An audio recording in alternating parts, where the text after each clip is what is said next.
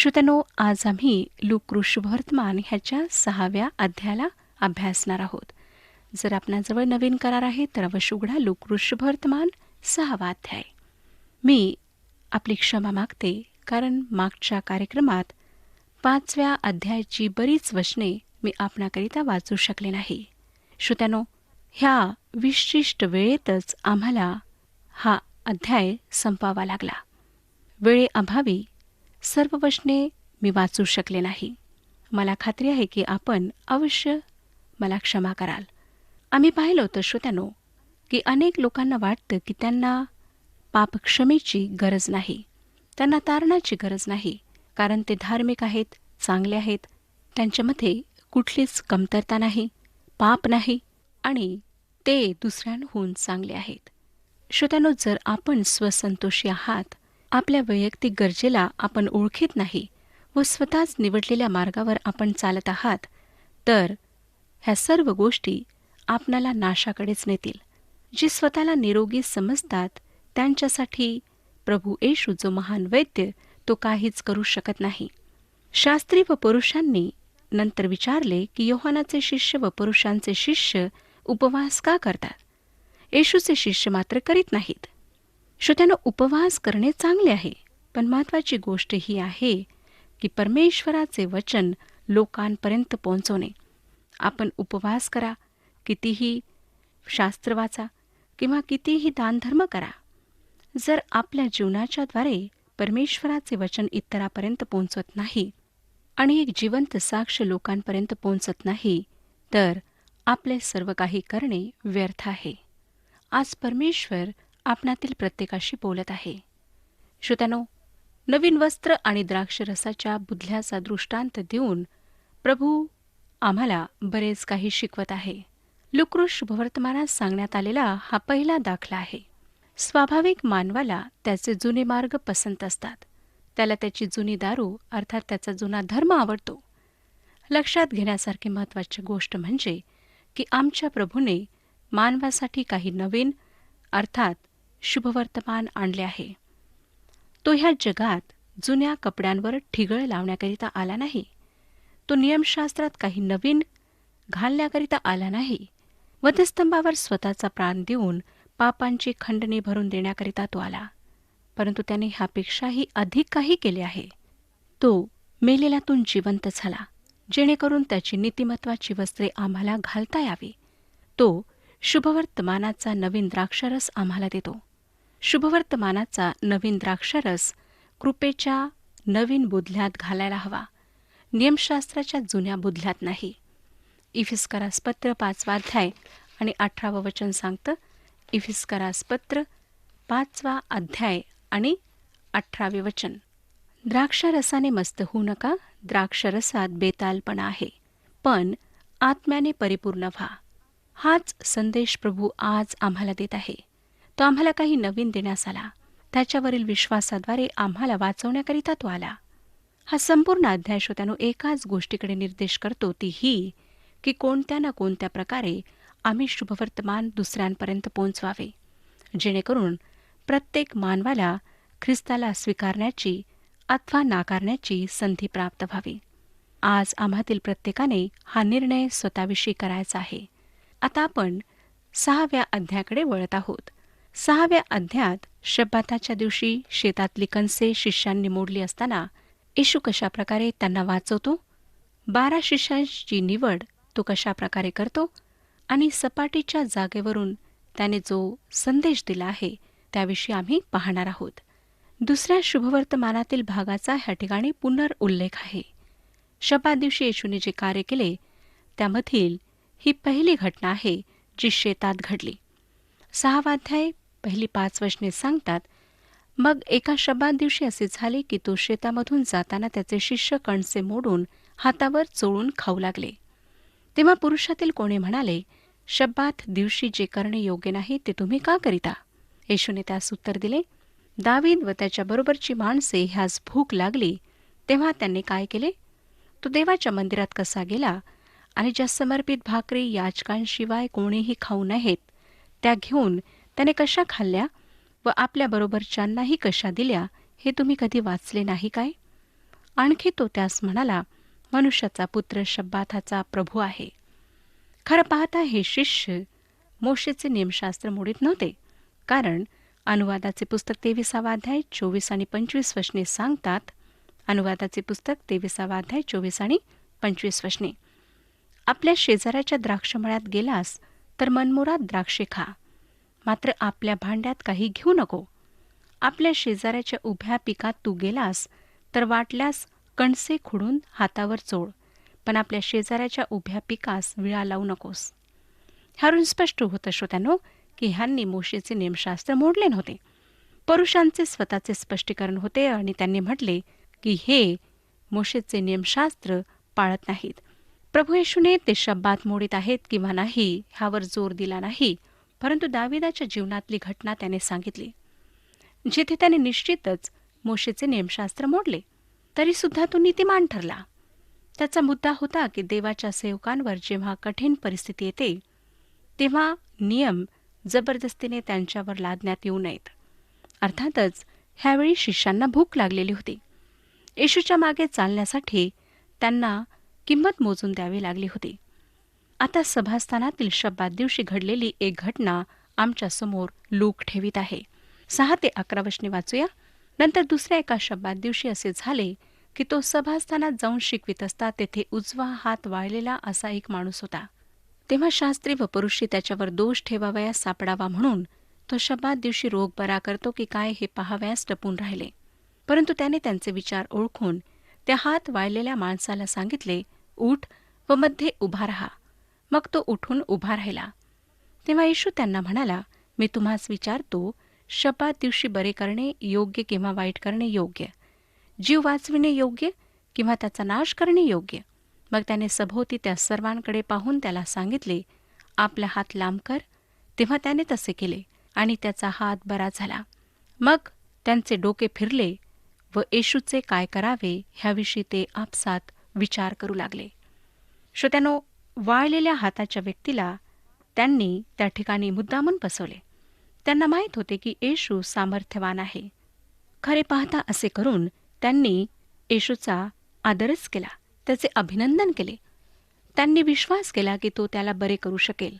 हा विश्वास केला की तो त्याला बरे करेल. त्यांना माहीत होते की तो सामर्थ्य व कळवळ्याने भरलेला आहे. श्रोत्यानो, येशूने त्याला बरे केले आणि शब्बात दिवशी त्याने हे कार्य केले म्हणून त्यांनी त्याला दोष लावला. आता 12 शिष्यांची निवड कशा प्रकारे करण्यात आली हे आम्ही पाहणार आहोत. मी आधी सांगितल्याप्रमाणे जेव्हा येशू यरुशलेमला गेला तेव्हा त्याची काही शिष्यांशी ओळख झाली होती. नंतर गालिल समुद्रकिनारी चालत असताना त्याने त्यांना त्याच्या मागे येण्यास सांगितले. नंतर ते पुन्हा मासे पकडण्यास गेलेत तेव्हा तो पुन्हा त्या ठिकाणी गेला आणि त्याने त्यांना बोलावले. आणि त्यावेळी वृत्तांत आम्हाला सांगतो की त्यांनी आपले सर्व काही सोडले. लूक शुभवर्तमान 5वा अध्याय 11वे वचन. मग मत्स्वे किनाऱ्यावर लावल्यावर सर्व सोडून देऊन ते त्याचे अनुयायी झाले. आता आम्ही 3ऱ्या टप्प्यावर येत आहोत. त्याच्या अनेक शिष्यांमधून त्याने प्रेषित होण्याकरिता 12 जणांची निवड केली.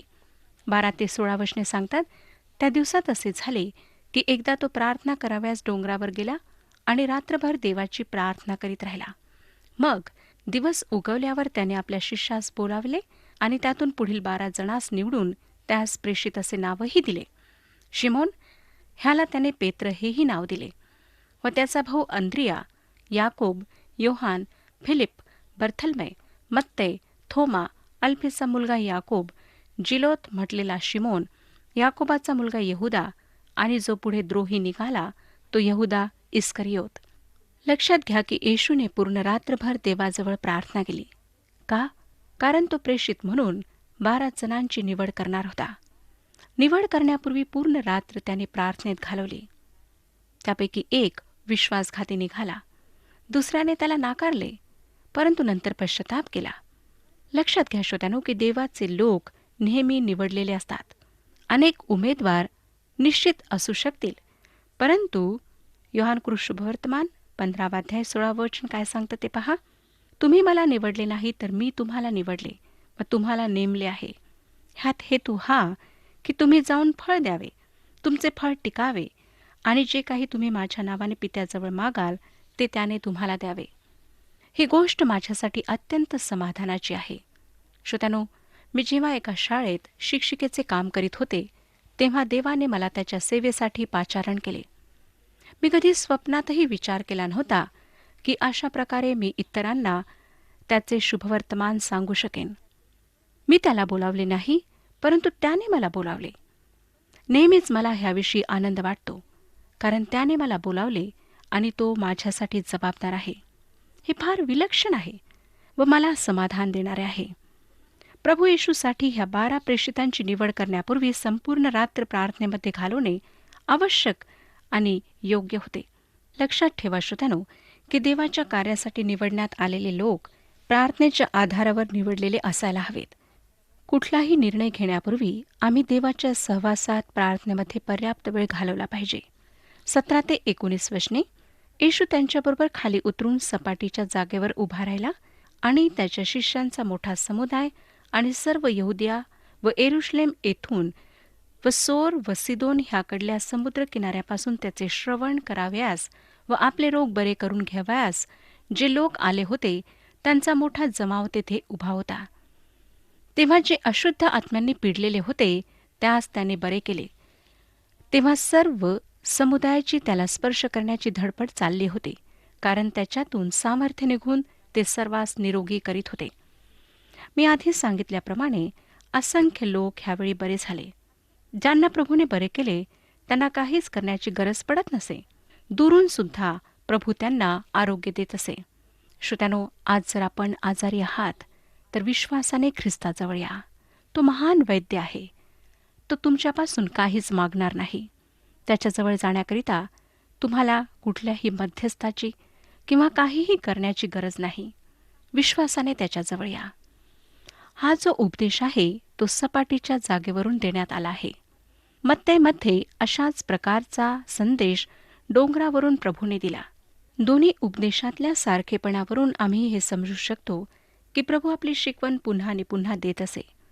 परंतु लूकमधील संदेश व मत्तेमधील संदेश ह्यामधील फरक लक्षात घेण्यासारखा आहे. काही गोष्टी वगळलेल्या आहेत तर काही टाकण्यात आल्या आहेत.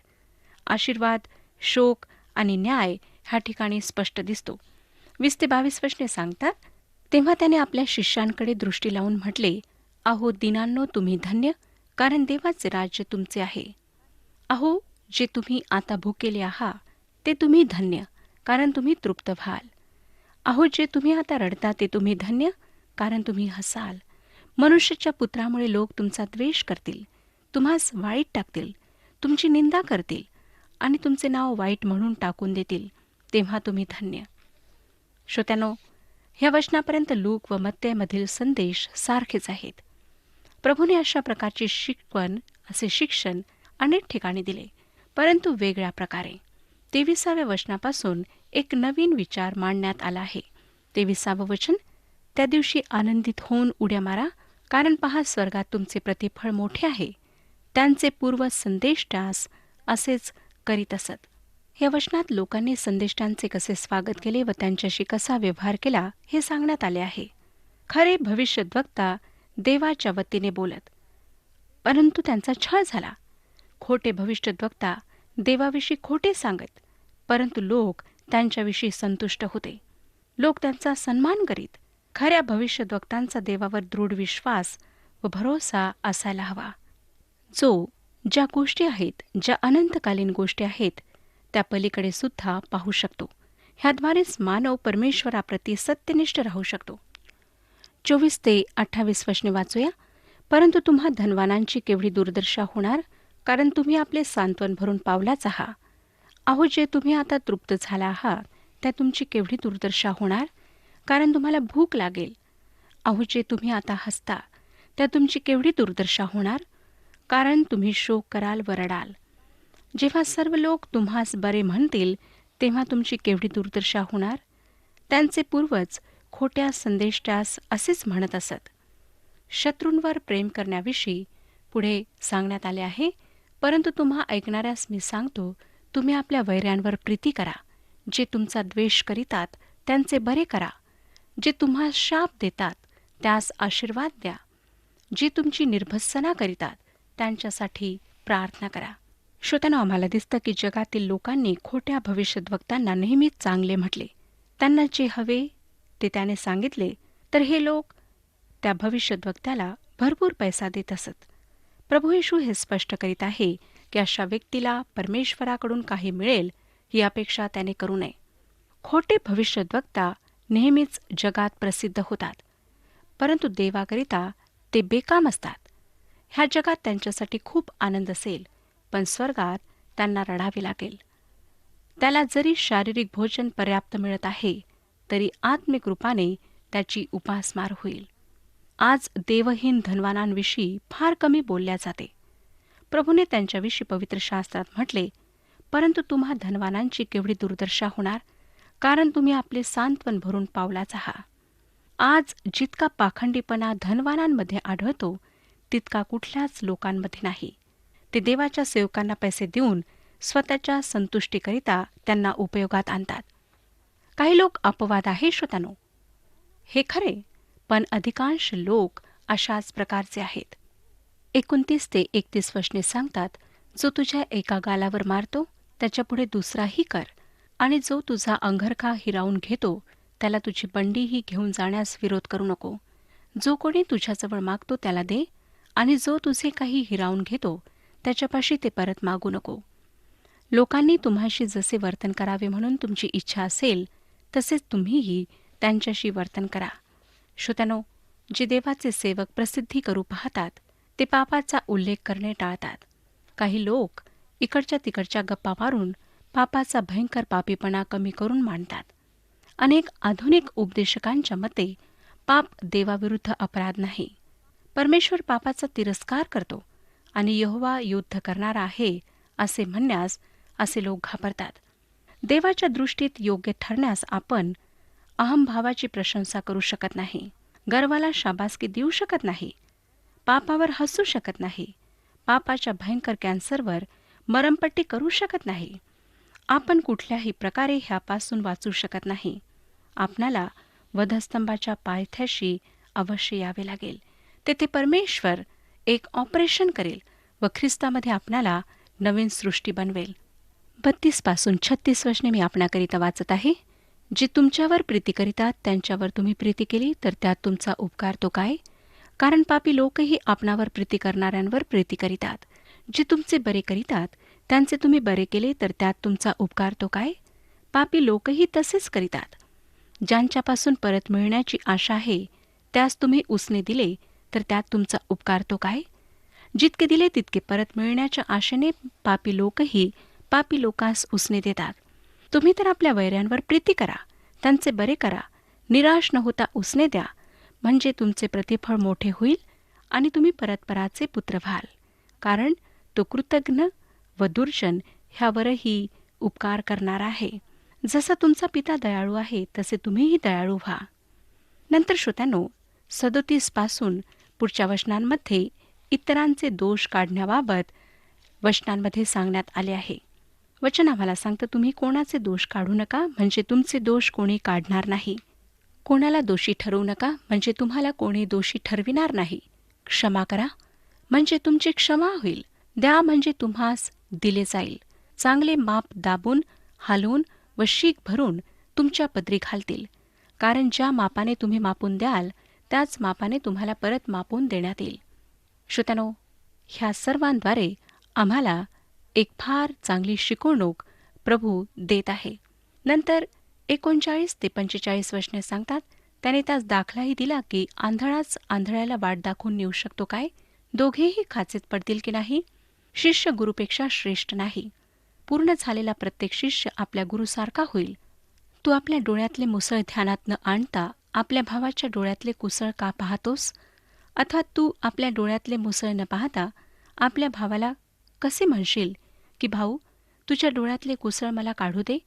अरे ढोंग्या, पहिल्याने स्वतःच्या डोळ्यातले मुसळ काढून टाक, म्हणजे तुझ्या भावाच्या डोळ्यातले कुसळ काढण्यास तुला स्पष्ट दिसेल.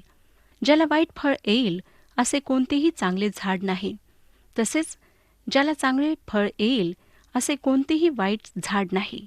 प्रत्येक झाड त्याच्या फळावरून ओळखू येते. काटेरी झाडावरून कोणी अंजीर काढीत नाहीत आणि रुद्राक्षाच्या झाडावरून कोणी द्राक्षाचा घड काढीत नाहीत. चांगला मनुष्य आपल्या अंतकरणातील चांगल्या भांडारातून चांगले ते काढतो, तसेच वाईट मनुष्य वाईटातून वाईट काढतो, कारण अंतकरणात जे भरले आहे तेच मुखावाटे निघणार. आता प्रभू ऐकणे आणि करणे ह्याविषयी 46 पासून 49 वचनांमध्ये सांगतो. श्रोत्यानो, जे घर खडकाळ जमिनीवर बांधल्या गेले ते स्थिर राहिले, परंतु जे वाळूवर बांधल्या गेले ते जमीनदोस्त झाले. आज आपण आपला पायवा कोठे बांधित आहात? तुमचे घर कोठे आहे? काय ते ख्रिस्त म्हटलेल्या खडकावर उभारलेले आहे किंवा वाळूवर आहे? आज परीक्षण करा आणि पहा की तुम्ही कोठे आहात. परमेश्वर आपणास सर्वांस आशीर्वाद देऊ.